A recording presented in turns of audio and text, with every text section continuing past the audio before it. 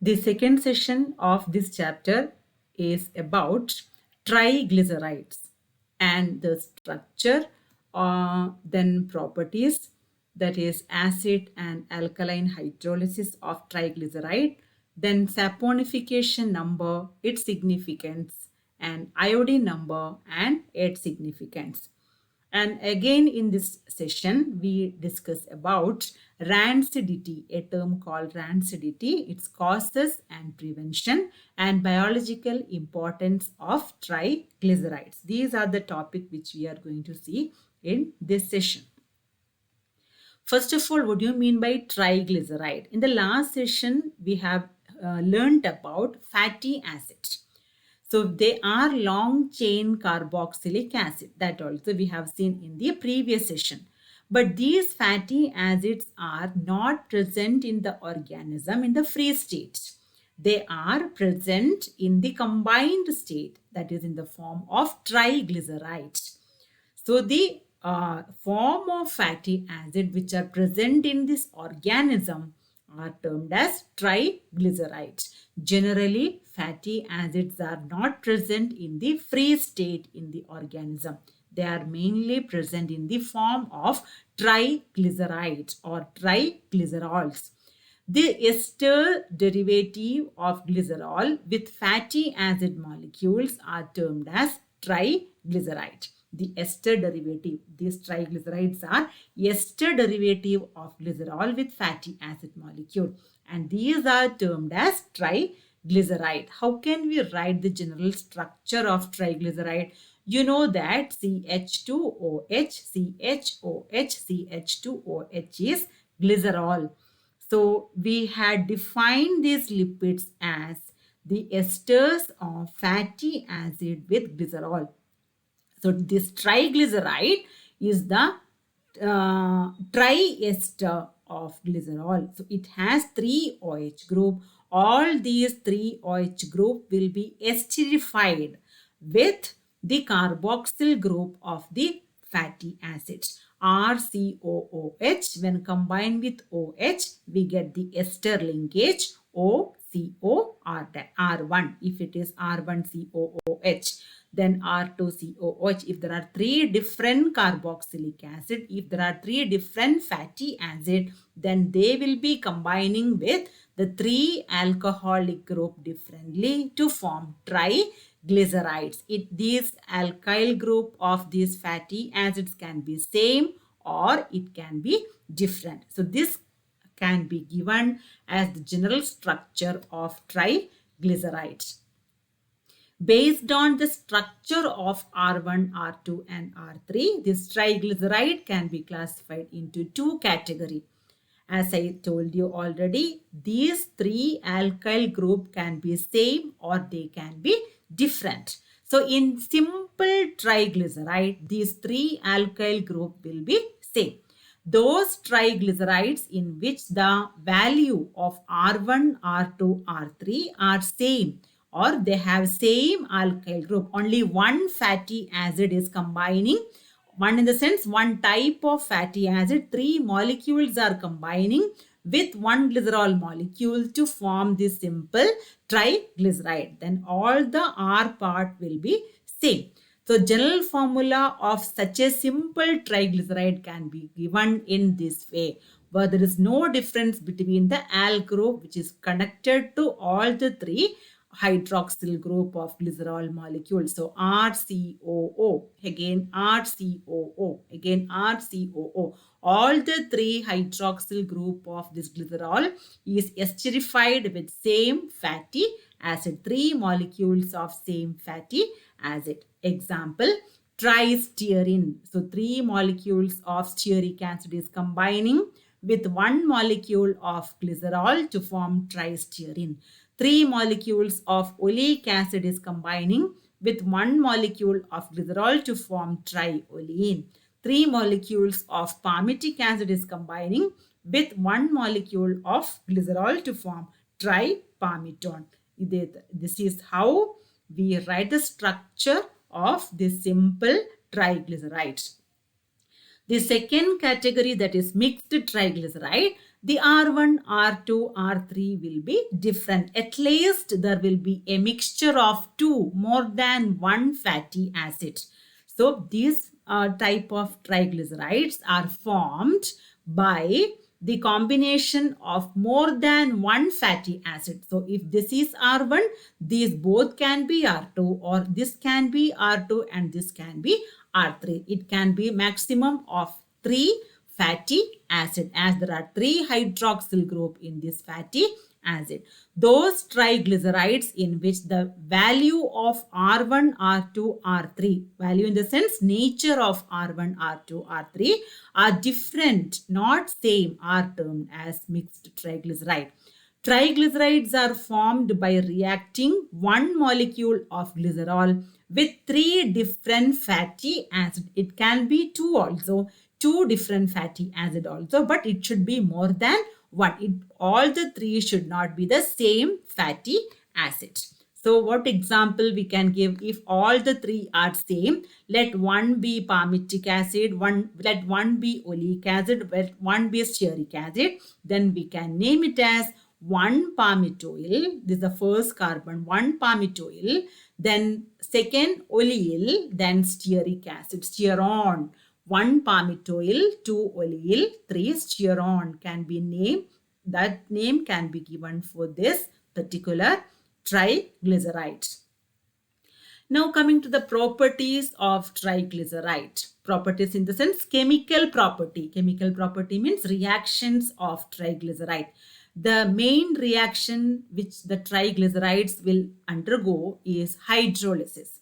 And hydrolysis can take place in presence of acid as well as alkali.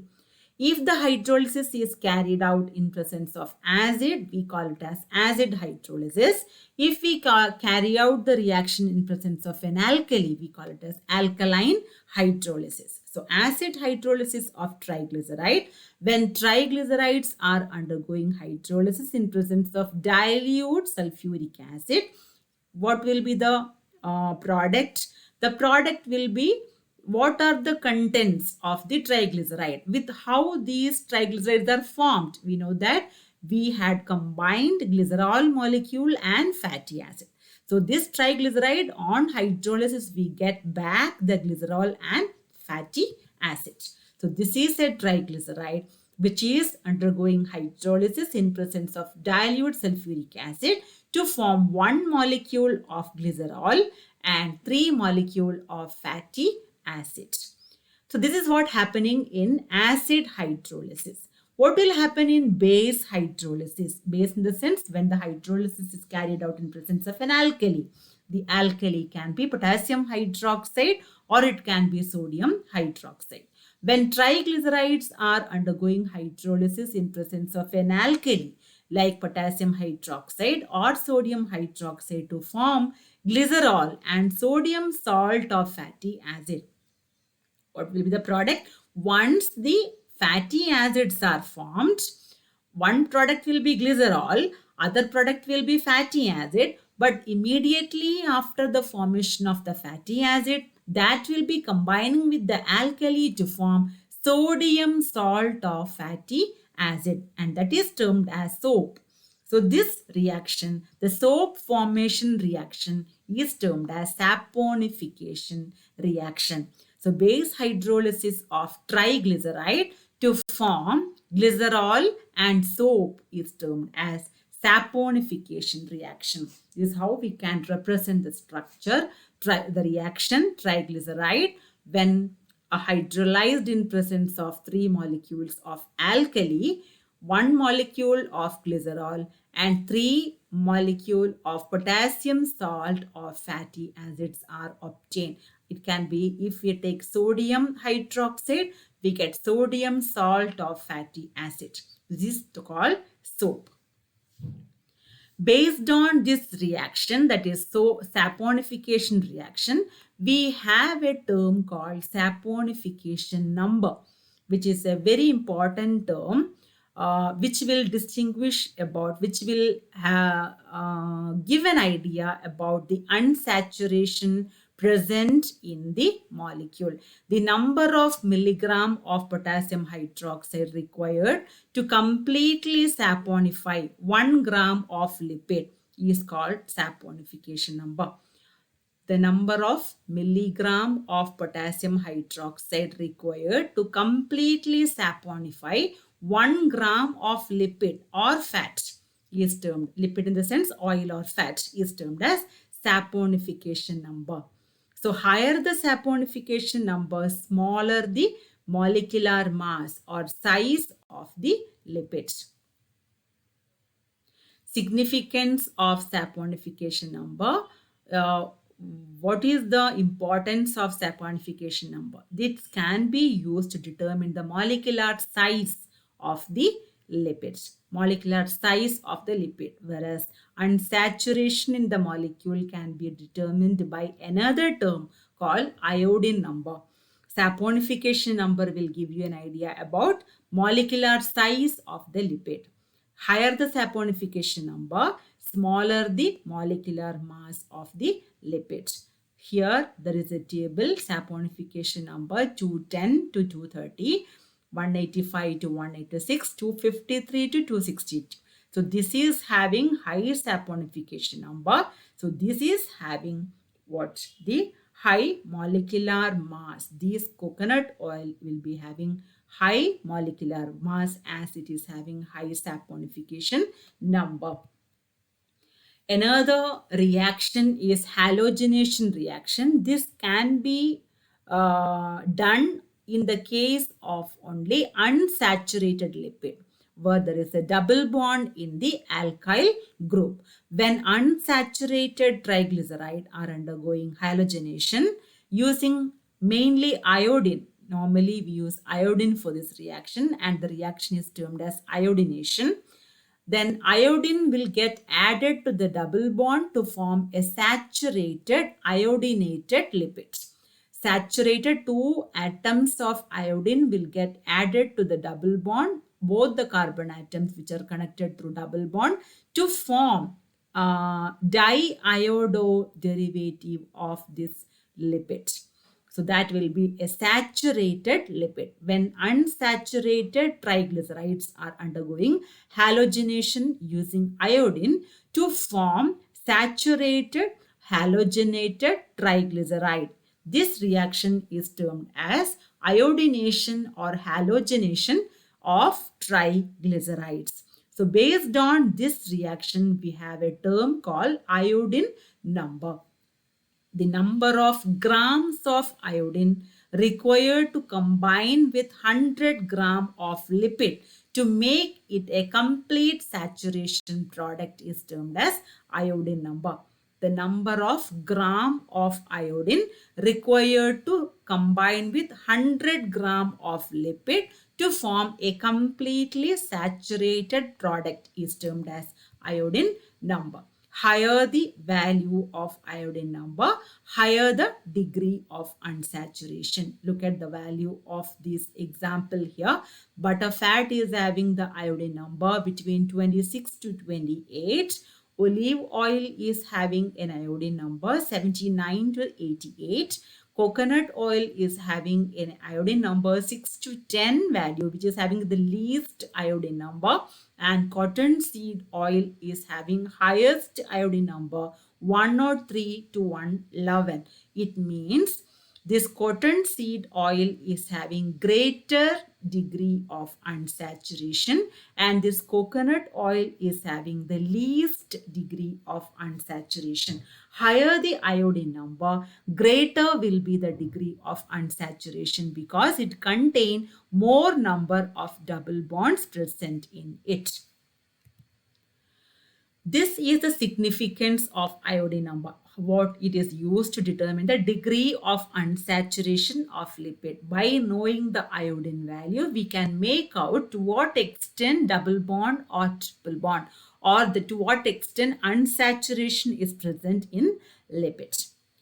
Now there is another term called rancidity of lipid, rancidity of oils or fat.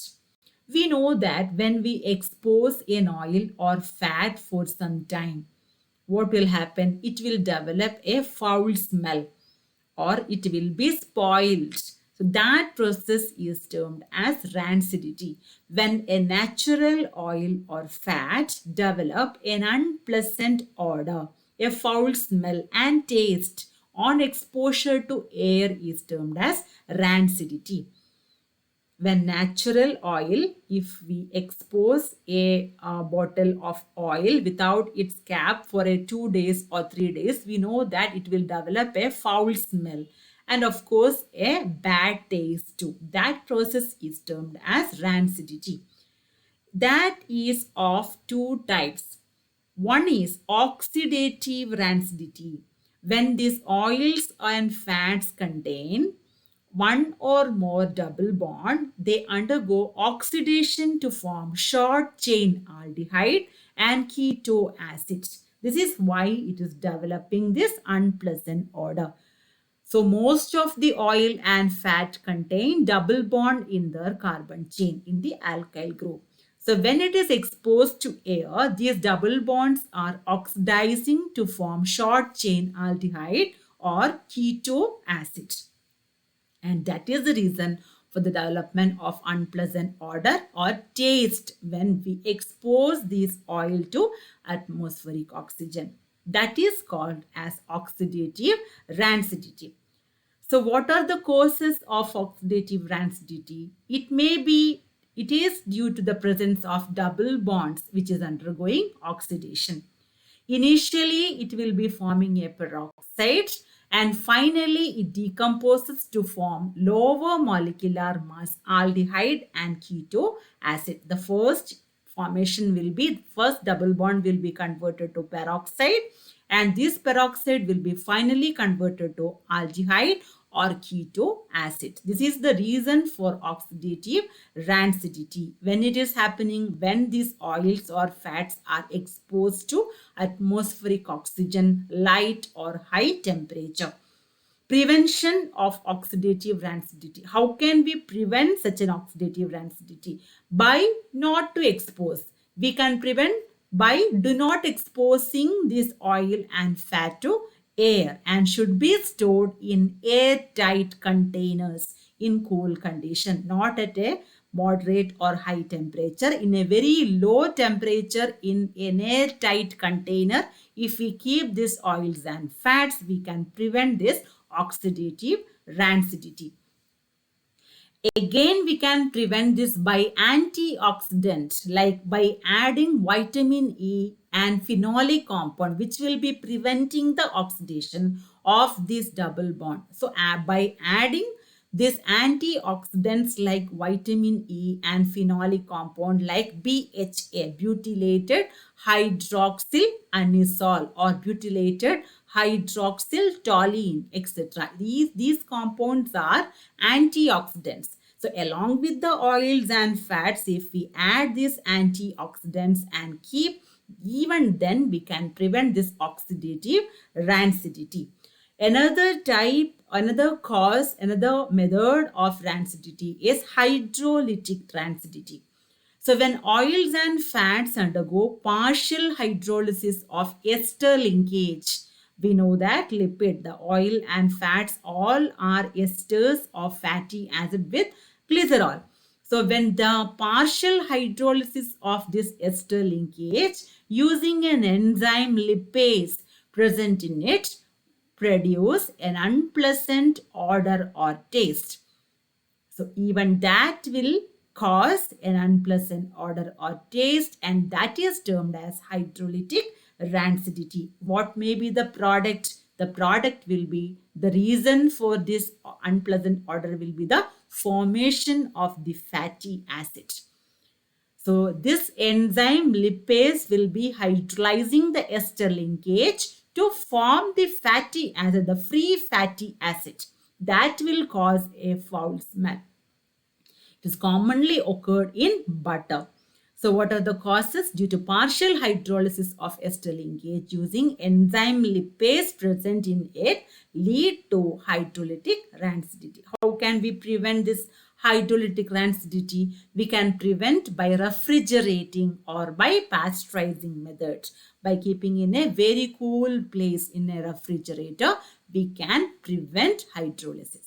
So this is about rancidity, the different type of rancidity, the causes of rancidity, and their prevention.